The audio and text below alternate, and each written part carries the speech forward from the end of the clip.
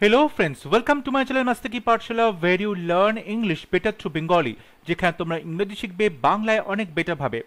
আজকে ট্রান্সলেশনের ক্লাসে তোমাদের সবাইকে ওয়েলকাম করছি। আজকে পিকে দে সরকারের বই থেকে আমরা ট্রান্সলেশনের একটি এক্সারসাইজ সলভ করব। আশা করব ট্রান্সলেশনের এই ক্লাসগুলো তোমরা সবাই দেখছো, বাড়িতে প্র্যাকটিস করছো, কারণ যে কোনো সরকারি চাকরি ডেসক্রিপটিভ ইংলিশ পেপারে ট্রান্সলেশন খুবই গুরুত্বপূর্ণ ভূমিকা পালন করে।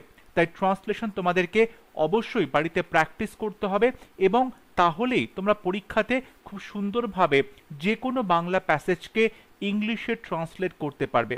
এই প্র্যাকটিসটা তোমাদেরকে রেগুলার অল্প অল্প করে করতে হবে, কারণ রাইটিং বলো বা যে কোনো টপিক নিয়ে লেখা, letter writing, report writing, essay writing, precis writing এবং ট্রান্সলেশন, ডেসক্রিপটিভ ইংলিশের প্রত্যেকটা যে টপিক সেগুলো কিন্তু একটা প্রত্যেক দিনের প্র্যাকটিস ডিমান্ড করে। তাই প্রত্যেক দিন তোমরা এই ক্লাসেসগুলো করো, প্র্যাকটিসগুলো করতে থাকো। আই এম শিওর ডেফিনেটলি তোমরা পরীক্ষাতে অনেক ইমপ্রুভ করবে। তাহলে শুরু করছি আজকের লেসন। এখানে একটি বাংলা প্যাসেজ দেওয়া আছে, প্যাসেজটা আমরা পড়বো, তার বাংলা মানেটা আরো সোজা করে বোঝার চেষ্টা করব, তারপর সেটাকে বাংলা থেকে ইংলিশে ট্রান্সলেট করব। দক্ষিণেশ্বরে কালী মন্দিরে ছিলেন পূজারী ব্রাহ্মণ রামকৃষ্ণ পরমহংস, অর্থাৎ রামকৃষ্ণদেব ছিলেন দক্ষিণেশ্বরের কালী মন্দিরের ব্রাহ্মণ পূজারী। সরল সাদাসিদে লোক, অবশ্যই রামকৃষ্ণদেব তিনি তার যে লাইফস্টাইল সেটা খুবই সিম্পল ছিল, সিম্পল লিভিং ছিল, এবং তিনি মনের দিক থেকেও তার যে চিন্তা ভাবনা সেখানেও কিন্তু আমরা জটিলতা খুঁজে পাই না। তিনি সরল মনের মানুষ ছিলেন, তার জীবনযাত্রা অনেক সাদা সিদে ছিল। নরেন শুনল তিনি নাকি ভগবানকে জানেন, অমনি সে দক্ষিণেশ্বরে ছুটিল। লোকের মুখে নরেন শুনতে পেলেন যে রামকৃষ্ণদেব বলেছেন তিনি ভগবানকে দেখতে পান, ভগবানকে জানেন, এবং এই কথা যখন স্বামী বিবেকানন্দ শুনতে পেলেন তিনি সঙ্গে সঙ্গে দক্ষিণেশ্বর ছুটে গেলেন রামকৃষ্ণ পরমহংসদেবের সঙ্গে দেখা করতে। সোজা রামকৃষ্ণকে গিয়া বলিল, তুমি ভগবানকে দেখতে পাও? এবং এখানে কিন্তু স্বামী বিবেকানন্দের সাথে রামকৃষ্ণের প্রথম সাক্ষাৎ হচ্ছে। মিষ্টি হাসিয়া রামকৃষ্ণ বলিলেন, পাই বই কি বাবা, তোমায় যেমন দেখছি তার চেয়ে স্পষ্ট করে তাকে দেখতে পাচ্ছি। তিনি যে তোমার আমার সকলের হৃদয়ে আছেন, তিনি যে আমার সামনেই রয়েছেন। নরেন অনেক সাধু সন্ন্যাসী দেখিয়াছে, অনেককে ভগবান সম্বন্ধে প্রশ্নও করিয়াছে, কিন্তু এমন স্পষ্ট উত্তর কাহারও কাছে পায় নাই। বিস্ময়ে, ভক্তিতে ও শ্রদ্ধায় তাহার মাথা নত হইয়া গেল। এইবার এই প্যাসেজটা আমরা প্রত্যেকটা সেন্টেন্স বাংলা থেকে ইংলিশে ট্রান্সলেট করব। ফার্স্ট সেন্টেন্স, দক্ষিণেশ্বরের কালী মন্দিরে ছিলেন পূজারী ব্রাহ্মণ রামকৃষ্ণ পরমহংস। দেখো, রামকৃষ্ণ পরমহংস ছিলেন, এটা আমরা সিম্পল পাস্ট টেন্সে লিখব।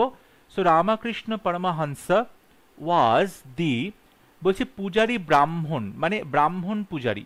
সো ব্রাহ্মীণ প্রিস্ট, আমরা ব্রাহ্মীণ মানে ব্রাহ্মণ, প্রিস্ট মানে পূজারী বা পুরোহিত।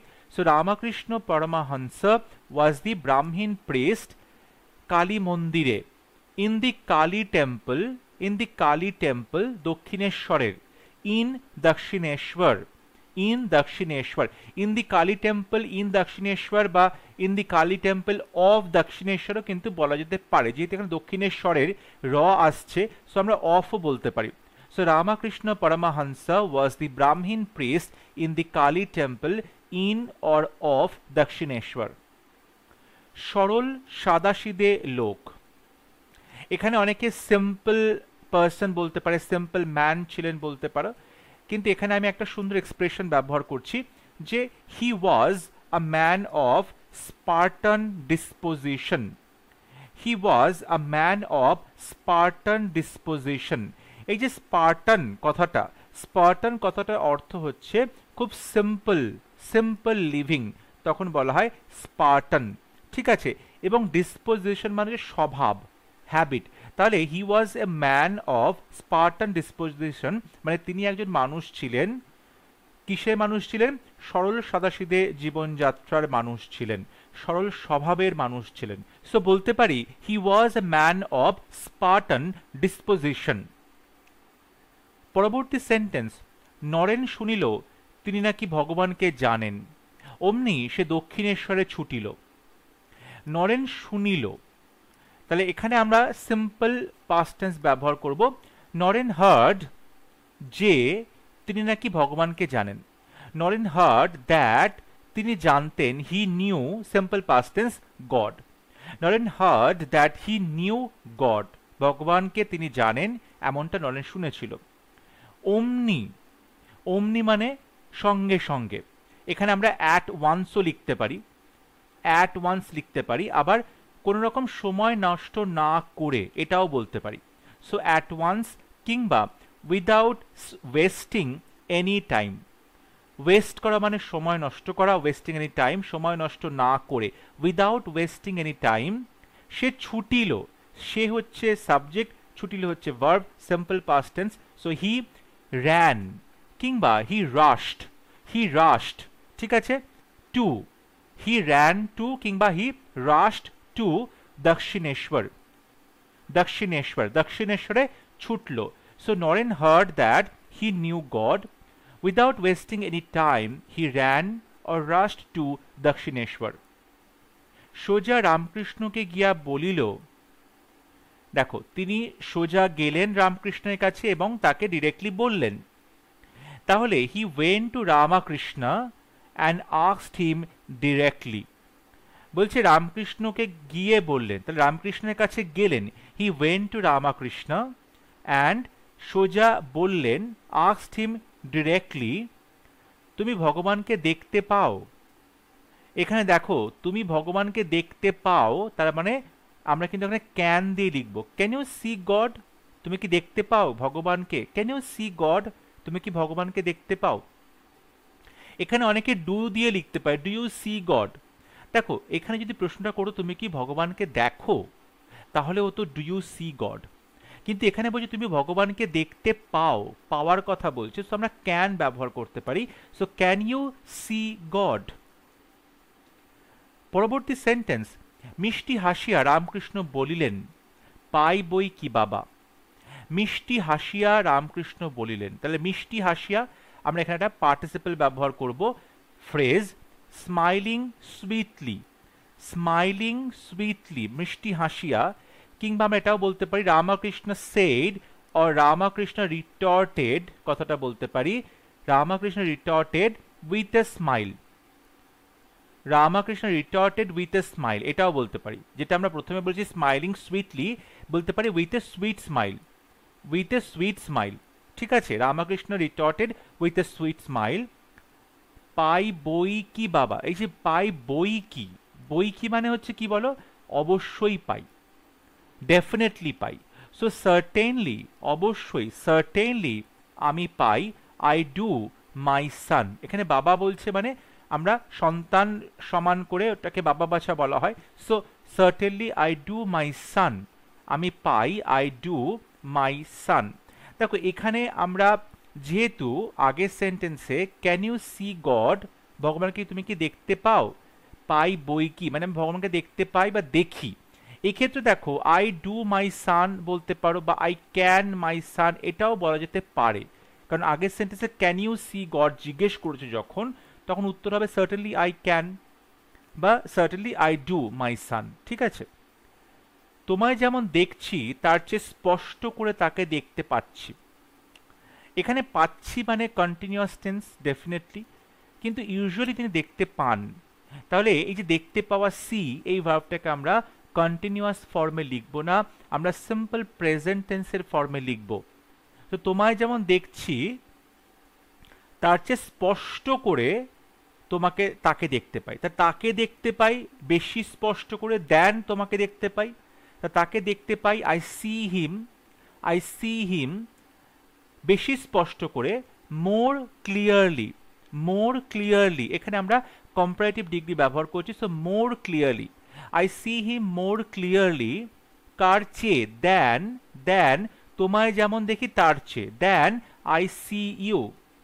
তাহলে I see him more clearly, আমি তাকে আরো স্পষ্ট করে দেখতে পাই, দেন আই সি ইউ, যেমনটা তোমায় দেখি তার চেয়ে বেশি।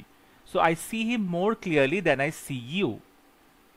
তিনি যে তোমার আমার সকলের হৃদয়েই আছেন, তিনি আছেন, তিনি আছেন মানে তিনি বিরাজ করেন, তার বাসস্থান। সো হি ডুয়েলস ইন বসবাস করেন, ডুয়েলস ইন তোমার হৃদয়ে, ইন ইয়োর হার্ট, আমার হৃদয়ে, ইন মাই হার্ট, সকলের হৃদয়ে। আমরা এখানে একটা অ্যান্ড বলতে পারি, and in every one's heart.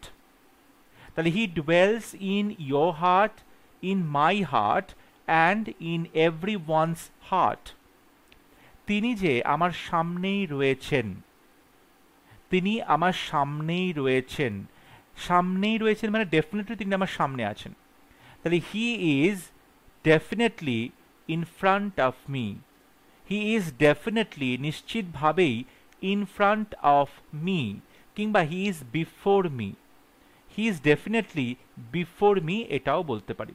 তাহলে he dwells in your heart, in my heart and in every one's heart. He is definitely in front of me কিংবা ডেফিনেটলি বিফোর মি। নরেন অনেক সাধু সন্ন্যাসী দেখিয়াছে। তাহলে নরেন দেখিয়াছে, নরেন হ্যাজ সিন মেনি সাধু সন্ন্যাসী, অ্যাসেটিক্স বলতে পারি কিংবা হারমিটস বলতে পারি। আমরা এখানে সেন্টস বলতে পারি, সেন্টসও বলতে পারি, ঠিক আছে। So Naren has seen many ascetics বা হারমিটস কিংবা সেন্টস। অনেককে ভগবান সম্বন্ধে প্রশ্নও করিয়াছে। আমরা এই সেন্টেন্সগুলো দেখিয়াছে করিয়াছে প্রেজেন্ট পারফেক্ট টেন্সে লিখছি। He has asked many of them about god. অনেককে প্রশ্ন করেছেন, হি হ্যাজ আস্কড অনেককে, মেনি অফ দেম তাদের মধ্যে অনেককে প্রশ্ন করেছে কি নিয়ে? ভগবান সম্বন্ধে, অ্যাবাউট গড। কিন্তু এমন স্পষ্ট উত্তর কাহারও কাছে পায় নাই। কিন্তু বাট এমন স্পষ্ট উত্তর কারোর কাছে পায়নি মানে কেউ দেয়নি, কেউ দেয়নি। So none has given him, কেউ তাকে দেয়নি, নান হ্যাজ গিভেন হিম এমন স্পষ্ট উত্তর, such a definite answer, such a definite answer। তাহলে Naren has seen many ascetics কিংবা hermits, he has asked many of them about God, but none has given in such a definite answer। দেখো এখানে যেহেতু পুরো প্যারাগ্রাফটা আমরা পাস্ট টেন্সে করছি, সেক্ষেত্রে নরেন হ্যাজ সিন না করে আমরা যদি এখানে হ্যাড সিন করি তাহলেও কিন্তু ভুল হবে না। Naren had asked, Naren had seen, but none had given him such a definite answer.